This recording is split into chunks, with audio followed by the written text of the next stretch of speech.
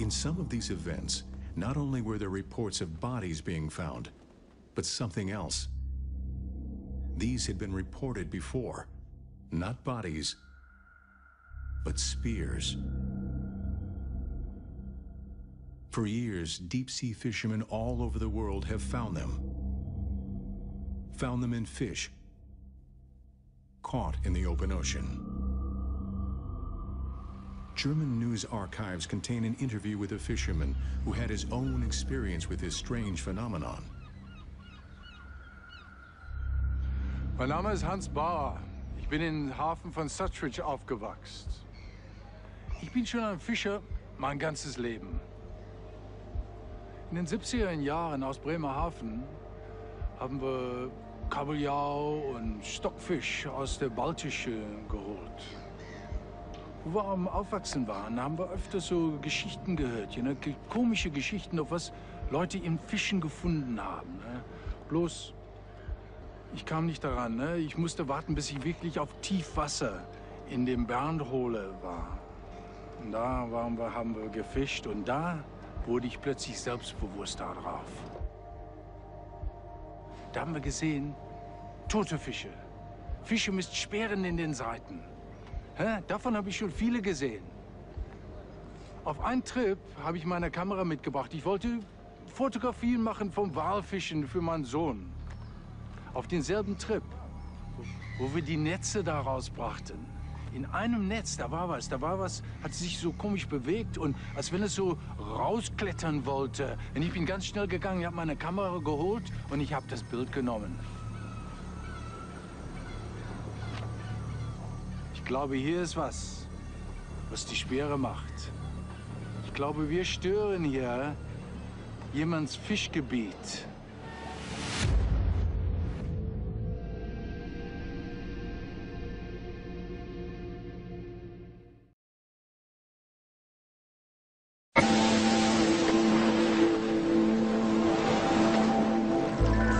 Echolocation, a form of biosonar.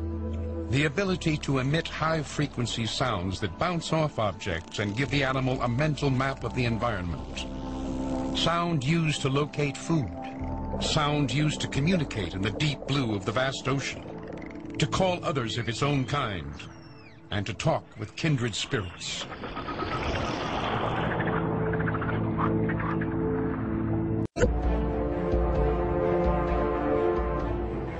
The creatures and the dolphins call to one another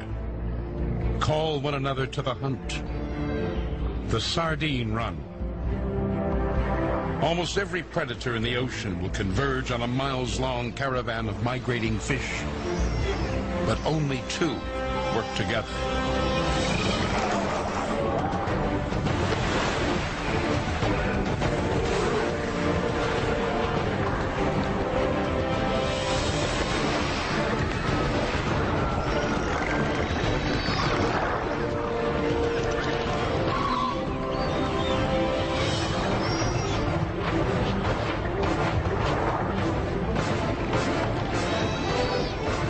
Shared tactics and tool use ensure both will get their fill. They corral the schooling fish and take turns rushing through the bait ball. The sardines are encircled and ensnared.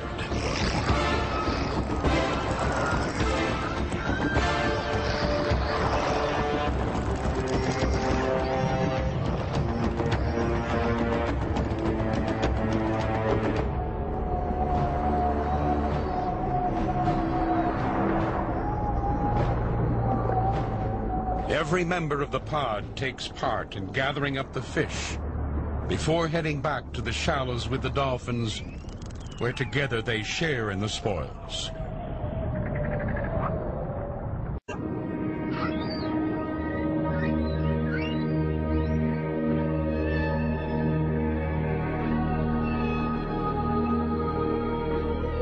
The mermaids travel with whales. They travel with a new member of their pod. It will be his first trip to the northern feeding grounds. Whales offer protection from orcas and open ocean sharks, and females with young can draft off them. conserving energy as they swim up the long length of the Pacific coast.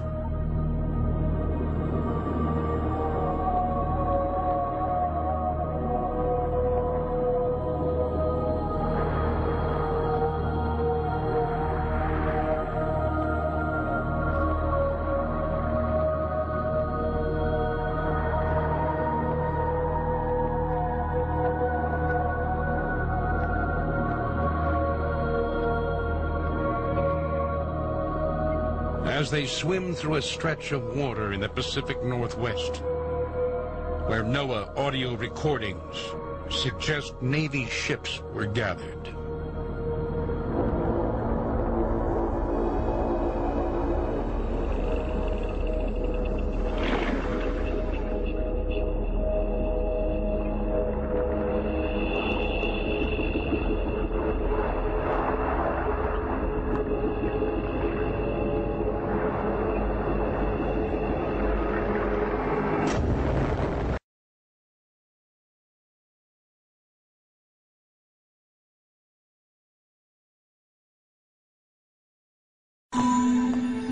My name is Dr. Rodney Webster. I'm currently at the University of South Florida. I specialize in animal communications. I focus mainly on the field of cetacean vocalizations, dolphins and whales. A lot of what I do in my work is I search for signifiers, which are, particular sounds to which you can attach a meaning or a mood. You and I would refer to them as words. So they're words for dolphins. Over the past several decades, we have assembled over 600 signifiers for whales, and with dolphins, we're just starting to scratch the surface. Over this entire time, however, we have not established any kind of significant patterning that could be understood to be a language. What's so interesting about the 2004 recording is that I could identify literally hundreds of signifiers and arrange these into recognizable patterns. We had not gathered this kind of information in the previous 30 years of studying dolphins and whales. But that wasn't all that Dr. Webster found in the recording. I noticed that there were some pitch changes in the bloop at certain parts of the recording, so I ran a spectrogram analysis of the data and in the frequencies that were above the range of human hearing. And this is what I found. This is it at original speed, with the whale sounds removed. I then slowed the recording down into the range of human hearing. Here it is at 1/3 of its original speed. That's what you get.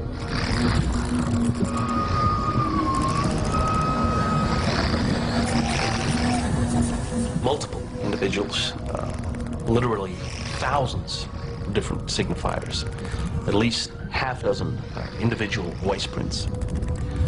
So what you see here is language. They're talking to one another.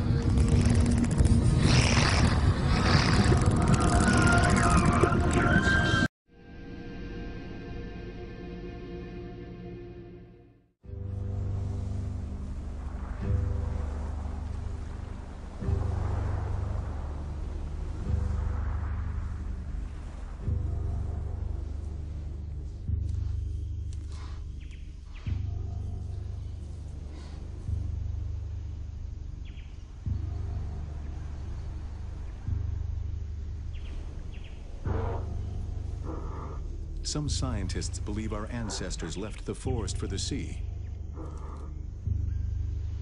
But what pulled them here? What drew them to the water's edge?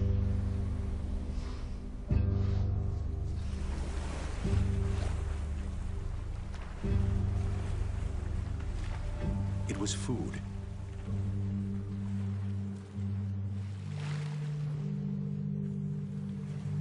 It is even thought our ability to walk fully upright first evolved here, wading in the shallows where food was easily found.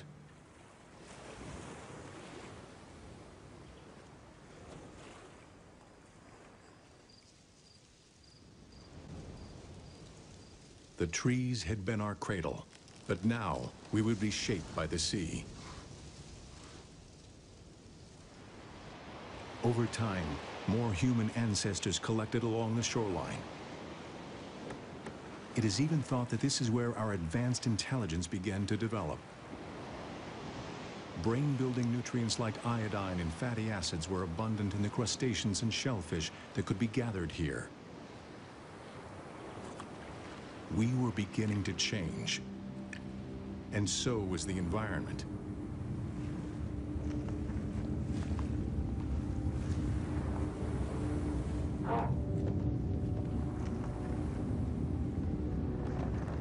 Earthquakes, volcanic activity along the coast. The East African coast would soon be flooded over by a rising sea. Some of our ancestors pulled inland, retaining some of the features they'd adapted during this aquatic period of their evolution. Others went in a different direction.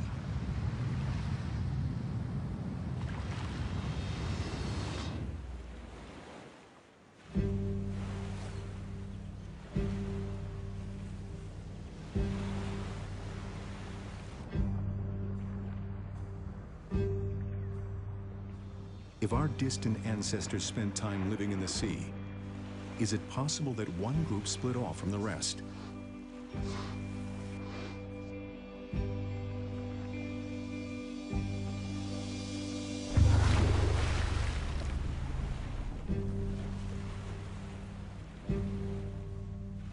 And rather than retreating from the water, did they go deeper in?